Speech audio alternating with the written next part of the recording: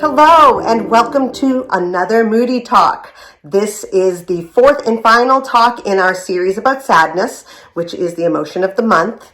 So I chose sadness because a lot of times during the holiday season, people say be grateful. Be grateful for what you have. Be grateful for what's around you. But sometimes people really don't feel grateful because maybe they lost someone or something that they really needed or loved. Maybe they lost a friend or family member, or they lost their job, or they do not have something that they really think that they should have in their lives. And so I chose this specifically so that maybe the Moody Talks that we do and the coping skills that we talk about may better help during this time of year.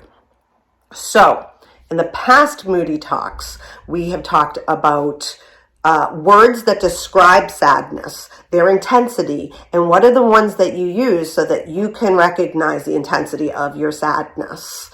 We also talked about mindfulness. We talked about mindfulness of the current emotion, which means sitting with, understanding biological changes in our body that we have when we feel sadness, and sitting with that emotion, not pushing it away, and living through that time where you're feeling it, and noticing how long it lasts for you or the intensity of it. And sitting with mindfully with that emotion can be really important in order to better understand where you're at with your intensity of that emotion. Today we are going to talk about something that is another very difficult coping skill, but once you've pretty much kind of mastered this coping skill, for me it makes life a lot easier if I can step back and accept what has happened, what will happen, what is currently happening, and living through that. So let's just jump into it. So radical acceptance, I'm going to go through the DBT skills versions of what my radical acceptance is.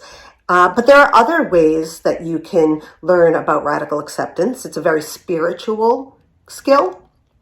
And the first time I ever heard of radical acceptance was through a woman named Tara Brach.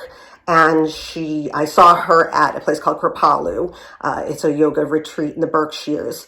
And I really learned a lot from her. And she also has a book about radical acceptance. I can put that information in, down below. And if you'd like to look at the book, definitely take a look at it because I learned a lot from it. So as I said, we're going to be doing radical acceptance in the DBT manner, which goes back to those coping skills that we were talking about beforehand. And let's just jump into it, right? Okay. So what is radical acceptance? Radical means all the way. It means completely. You're in it. It's all of you. So that is the most important part of knowing that's the definition of radical. So all the way. It's accepting with all of yourself. Now, this is why I think sitting with your emotion, listening to the biological changes, and figuring out how long that emotion felt for you, I think that's why that's very important. If your biological changes are causing you to not be able to sit and radically accept what is going on, the moment in your life, then you're not going to be able to go all the way with the acceptance.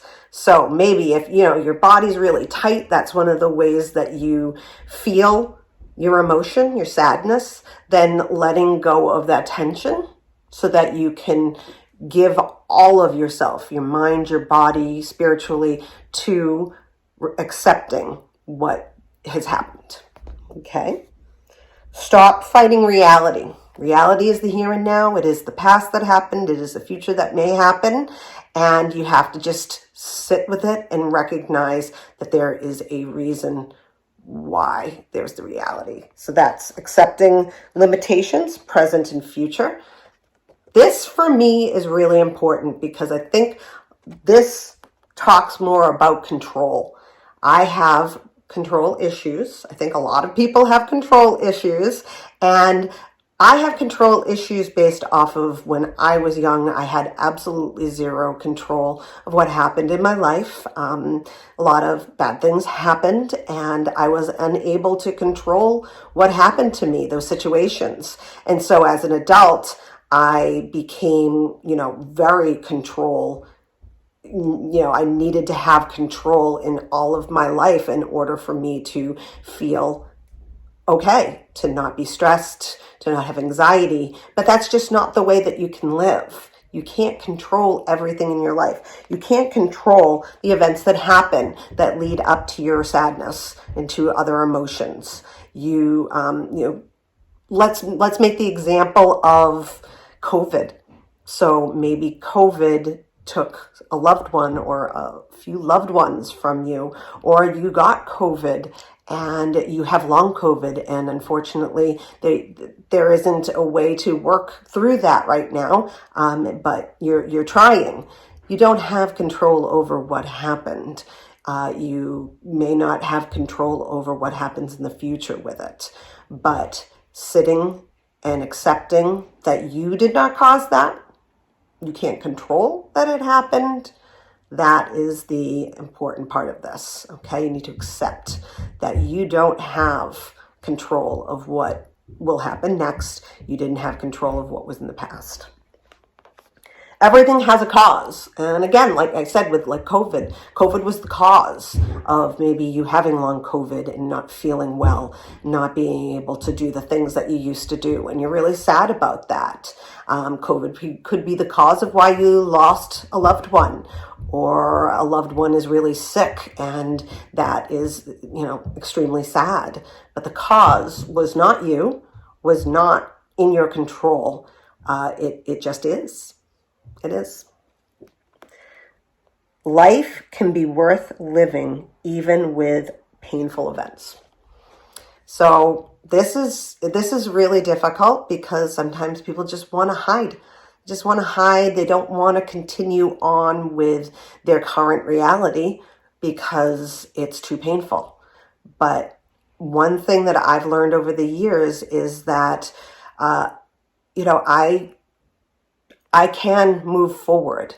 I can do what I want to do again, or do other things. That life changes. Life may not, you may not stop feeling sad about something, but life changes.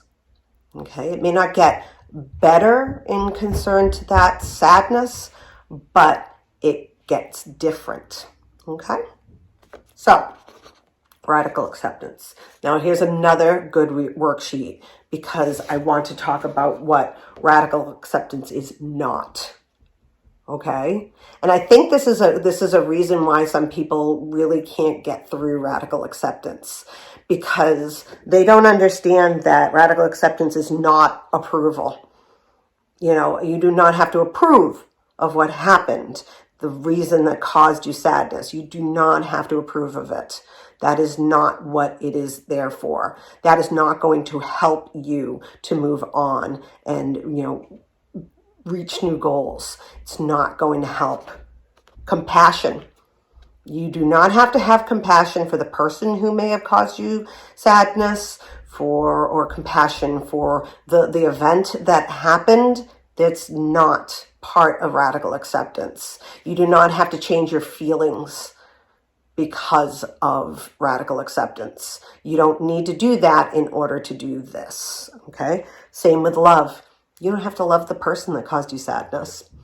You don't ever have to love that person or what happened again. Nope, not a part of radical acceptance. Passivity. You don't have to let it keep happening. That is not something that is part of radical acceptance. You do not have to allow things to happen over and over again. Okay? Which goes back to loving someone or having compassion for those people, because you don't have to let it happen over and over again. Okay? And not being against change, or being against change. Radical acceptance is not about being against change. If anything, I feel like radical acceptance is about change. It's changing your process the processing that you go through to get to feeling better about your sadness in the event that happened. So against changes, like things like radical acceptance. Let's say somebody died of COVID. Let's go back to the COVID thing. It does not mean that you have to say, oh, well, what happened, and, it'll happen again. No, you have the right to change what had been happening before. So let's say, in the early stages of COVID, we didn't know what to do to keep ourselves safe. We had to stay inside. And then as things changed, we had to wear a mask. We had to get the vaccine in order for us to not have it happen again. So radical acceptance is not against change. Okay. So I hope that this helped. It's, again, like I said, it's a hard coping skill. It's a hard way to figure out how to live with or move away from the sadness that you feel. It takes a lot of work and a lot of reminding yourself and a lot of not blaming yourself if you feel like it's not working, because it is a hard skill to learn. And so with Thanksgiving coming up tomorrow, and if you are feeling sad and you are, feeling like you have to hide away from life, that you can't live through something, or you can't go to something because it causes you more sadness, just go through the motions with your sadness, sit with it, allow it, feel it, accept it, because it's something that cannot be changed, but you can move forward with painful events. You can live with them. It's just a matter of accepting what has happened and, learning from that. Okay. So I hope everyone has a good Thanksgiving. Again, with the time of year, I think it's very important to talk about, especially sadness and depression. If you have suicidal thoughts or ideation, that you contact someone that you trust. You can contact your mental health facility or your doctor. Also, there is the 988 suicide hotline for texting. You can text 988 and talk with someone who may be able to help you to feel less, suicidal, less depressed, even if it's just for the moment. Okay, helping you to be mindful of what you're feeling. Okay, so have a good holiday, and I will see you guys next month for another Moody Talk. And I'm not quite sure yet what I'm going to do for the emotion, but it'll be a good one. Okay, thanks so much, everyone. Bye.